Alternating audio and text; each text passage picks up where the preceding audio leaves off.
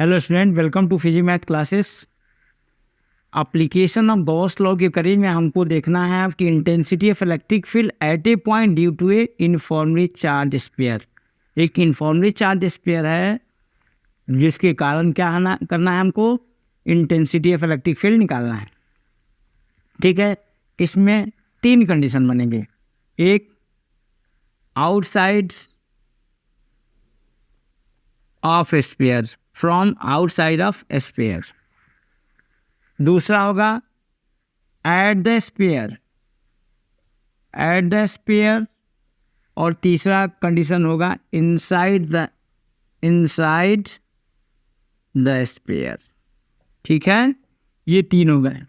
Intensity of the electric field at a point due to uniformly charge sphere, किसी point पर, ठीक है, uniformly charge sphere के कारण इंटेंसिटी ऑफ इलेक्ट्रिक फील्ड निकालने के लिए तीन कंडीशन बनेंगे।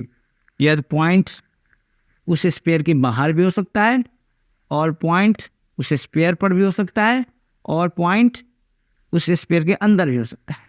तो तीनों कंडीशन में देखेंगे। पहला कंडीशन है आउटसाइड द स्फीयर। ठीक है, आउटसाइड द स्फीयर। एक स्फीयर है जिसका रेडियस आर है। ठीक, आउटसाइड में स्फीयर है जिसका रेडियस आर है। इस पर चार्ज यानी आवेश एक समान रूप से यूनिफॉर्मली डिस्ट्रीब्यूटेड है। एक समान रूप से यानी यूनिफॉर्मली डिस्ट्रीब्यूटेड। इससे इसके बाहर, इससे आर दूरी पर एक पॉइंट पी है, जहां पर हमें क्या निकालना है, आर दूरी पर एक पॉइंट पी है जहां पे हमें intensity of electric field find out करना है। ठीक है, इसके लिए हम पी से होकर एक गॉसियन पृष्ठ की रचना करते हैं। ठीक है, तथा पी के अराउंड, पी के चारों ओर एक स्मॉल एलिमेंट डी ए, जिसका एरिया वेक्टर क्या है, डी ए वेक्टर, ये इसको ले लेते हैं। चूंकि ये पॉजिटिव चार्ज है इसलिए इलेक्ट्रिक फील्ड क्या होगा, आउटवर्ड, रेडियली आउटवर्ड होगा। ठीक है, यानी कि डी ए वेक्टर और ई वेक्टर का डायरेक्शन क्या हो जाएगा, सेम। ठीक है, तब यहाँ पे लिखेंगे इंटेंसिटी ऑफ तब हम यहाँ लिखेंगे electric flux passing through a small element D A. यहाँ लिखेंगे इलेक्ट्रिक फ्लक्स पासिंग थ्रू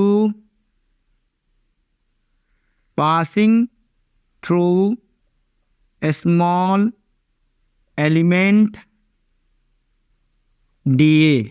ठीक है, क्या हो जाएगा, D phi E is equal to E vector dot D A vector. ठीक है, अब हम जानते हैं कि D phi E is equal to E D A cos theta. E vector और D A vector same direction में है, एक ही डायरेक्शन में है, इसलिए दोनों के बीच का एंगल क्या होगा, 0 होगा।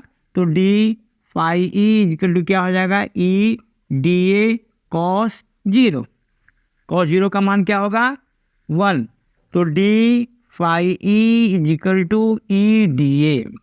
ठीक है, अब ये छोटे से एलिमेंट के कारण हुआ। यह छोटे से एलिमेंट, ऐसे एलिमेंट बहुत जगह पर होंगे, छोटे छोटे।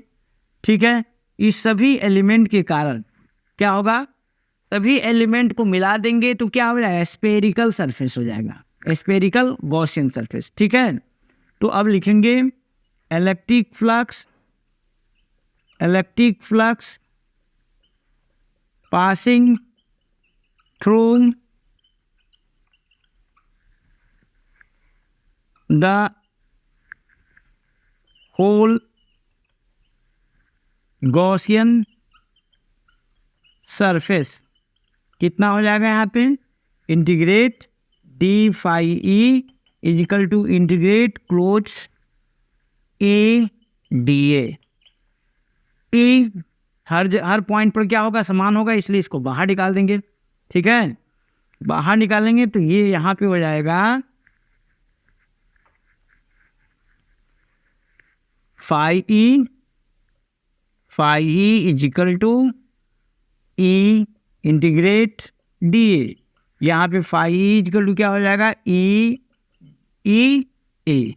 ठीक है, अब लिखेंगे यहाँ पे from Gauss law. Gauss law क्या कहता है, from Gauss law phi is equal to Q upon epsilon naught. Putting the value of phi in equation 1, इसको 1 मान सकते हैं या ये बी सी कुछ भी मान सकते हैं। Putting the value of phi in equation 1, then क्या हो जाएगा तब, Q upon epsilon not E into E. अब ये एरिया किसका हो जाएगा, इस गॉसियन सरफेस का हो जाएगा, इस गॉसियन सरफेस का एरिया। इस गॉसियन सरफेस कौन सा सरफेस है, ये स्पेरिकल गॉसियन सरफेस है जिसका रेडियस क्या है, आर है। इसलिए यहाँ पे Q epsilon not E into 4 pi R square, इसको डिवाइड करेंगे तो क्या आएगा, E equal to 1/4 pi epsilon naught Q upon R square. ठीक है, ये हो गया आउटसाइड। अगर कोई पॉइंट इस स्फेरिकल सरफेस के आउटसाइड में हो, अब देखेंगे यहाँ पे एट द सरफेस पर, ये किस पर हो गया, outside, A point situated outside from the sphere.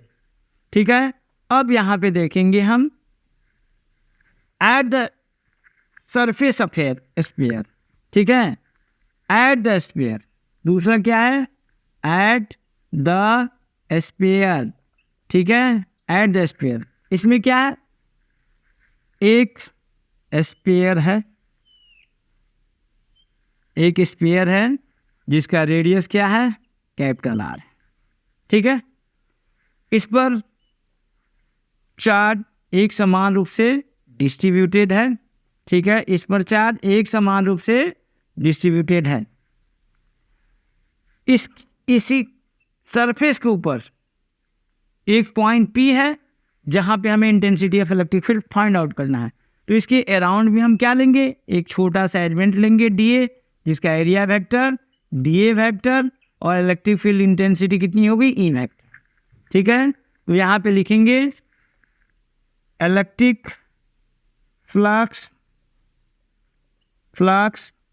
Passing through, electric flux passing through a small element. ठीक है, electric flux passing through a small element dA, d phi E is equal to E vector dot dA vector, d phi E is equal to E dA cos theta, theta is equal to 0 हो जाएगा यहाँ, तो d phi E is equal to E dA। ठीक है, अब electric flux through whole sphere, integrate d phi E is equal to integrate E dA, phi is equal to E into A। अब यहाँ लिखेंगे from Gauss law we have phi E is equal to Q by epsilon naught. अब यहाँ पे phi की जगह पर क्या रखेंगे, Q बाई एप्सिलॉन नॉट रखेंगे। ठीक है, तो मिटा देते हैं, यहाँ पे क्या हो जाएगा, ठीक है, Q upon epsilon naught is equal to E into A। अब ये एरिया किसका हो जाएगा, एरिया किसका हो जाएगा, ये एरिया इस स्फीयर का होगा, कितना हो जाएगा, Q upon epsilon naught E into 4 pi R square, इसलिए E equal to 1/4 pi epsilon naught into Q by capital R square. ये हो गया सरफेस के ऊपर। अब हम देखेंगे इनसाइड द सरफेस। सरफेस के अगर इस स्फीयर के अंदर कोई पॉइंट है तो वहाँ पे इंटेंसिटी ऑफ इलेक्ट्रिक फील्ड कितना होगा, ठीक है। अब देखेंगे हम यहाँ पे इनसाइड द स्फीयर, ठीक है। अब यहाँ लिखेंगे इनसाइड द स्फीयर, स्फीयर के अंदर। देखो यहाँ पे मान लेंगे हम यहाँ पे एक स्फीयर है जिस पर चार्ज यूनिफॉर्मली डिस्ट्रीब्यूटेड है, एक समान रूप से वितरित है ना, एक समान रूप से वितरित है, जिसका रेडियस कितना है, r है। इसके अंदर एक पॉइंट लेते हैं P, जिसका इससे डिस्टेंस स्मॉल r है, ठीक है। और इससे होकर अगर हम एक गॉसियन प्रेस की रचना करेंगे तो ये कोई भी चार्ज इंक्लूड नहीं कर रहा है, यानी कि इस सरफेस के अंदर क्या होगा, नेट चार्ज कितना हो जाएगा, नेट चार्ज 0 हो जाएगा, यानी Q इक्वल टू 0। इसलिए फाई ई इक्वल टू क्या हो जाएगा, Q by epsilon naught, phi E equal to 0 upon epsilon naught, phi equal to 0। अगर या इसका मतलब कि इससे होकर कोई फ्लक्स पास नहीं करेगा, इसलिए यहाँ पर इस पॉइंट पर भी इलेक्ट्रिक फील्ड क्या होगा, इस पॉइंट पर इलेक्ट्रिक फील्ड 0 हो जाएगा, ठीक है।